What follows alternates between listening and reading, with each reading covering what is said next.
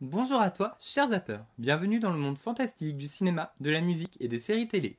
Avant de commencer, je tiens à te souhaiter de vive voix une belle année, faite de réussite en tout genre.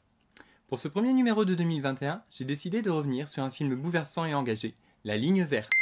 Alors, sors tes Kleenex et ton mental d'acier, accroche ton estomac, car nous allons arpenter les couloirs mortuaires du pénitencier de Cold Mountain. Donc, ne zappe pas.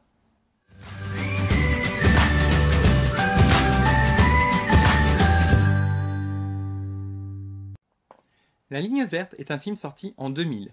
Il a été réalisé par Frank Darabont, à qui l'on doit les adaptations de deux autres grands classiques de Stephen King, Les Évadés et The Mist.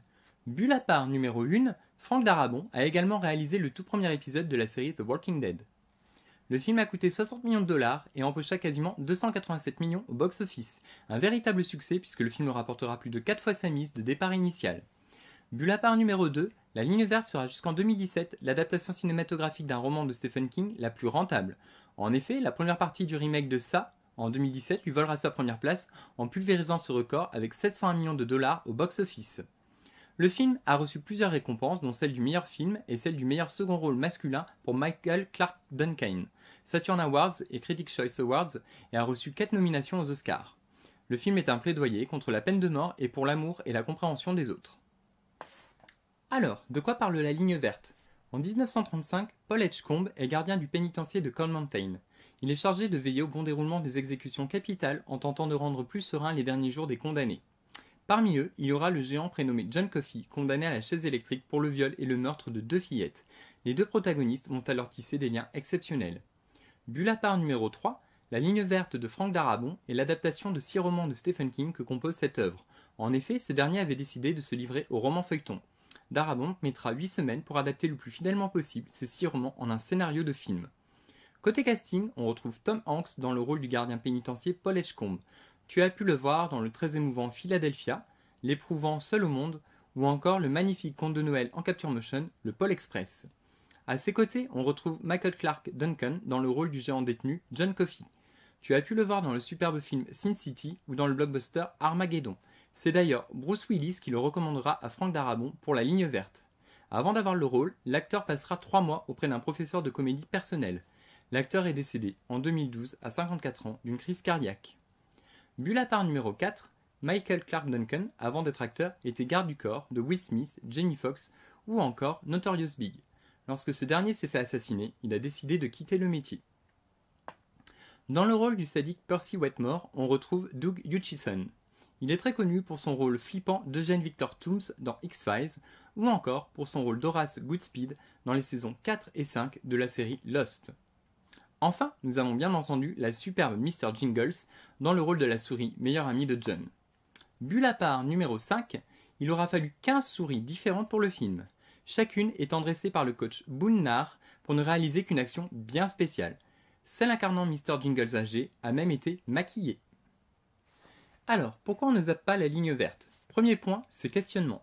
Pour son thème sur la peine de mort, ici on assiste impuissant à la condamnation et surtout l'exécution d'un innocent. Sous ses airs effrayants et bêta, puisqu'on dirait un enfant de 5 ans, John Coffey est le coupable idéal. Le film questionne donc sur la mise en application de la peine de mort. Peut-on être sûr de la culpabilité de la personne qu'on condamne, même quand tout semble désigner celle-ci? Il y a également tout l'aspect religieux, qui vient poser la question du peut-on enlever la vie à un être humain, d'autant plus quand il est doté de pouvoirs divins, comme ici dans La Ligne Verte. Ici, le côté religieux prend vie par le biais des pouvoirs de John Coffey. Lorsque ce dernier utilise ses dons pour soigner l'infection urinaire de Paul, la prise de conscience du gardien est à son apogée, au point que Paul propose d'aider John à s'échapper. Enfin, le film fait appel à notre humanité. Malgré le viol et l'assassinat horrible des 2 fillettes, le film nous demande de regarder au-delà des apparences, de regarder l'homme. D'ailleurs, dans ce film, les regards et les visages semblent beaucoup compter pour le réalisateur car il se dégage une certaine élégance et humanité dans sa façon de les porter à l'écran. Ce trait est contrebalancé par la présence de Percy Wetmore qui contraste fortement avec le reste du personnel. Nouveau gardien censé représenter la justice et l'exemplarité, Percy au final fait preuve d'un sadisme sans limite et montre en commettant ses actions que le costume, que la liberté, que le rang ne fait pas l'homme.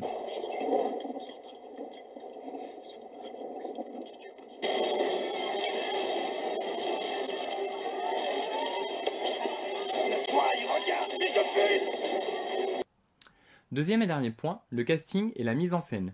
Tous les acteurs ici jouent leur rôle à merveille, que ce soit John ou encore Paul qui nous touchent par leur rapprochement mutuel, que ce soit le reste des gardiens qui assistent comme nous en témoins de cette aventure humaine, ou que ce soit Percy le cruel qui à chaque apparition nous donne envie de lui donner une bonne leçon.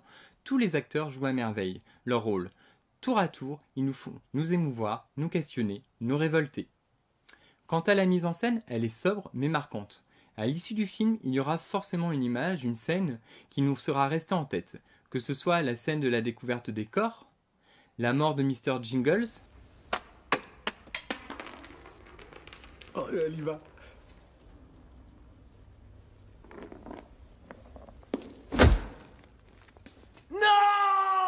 L'exécution avec l'éponge sèche, l'utilisation des pouvoirs de John,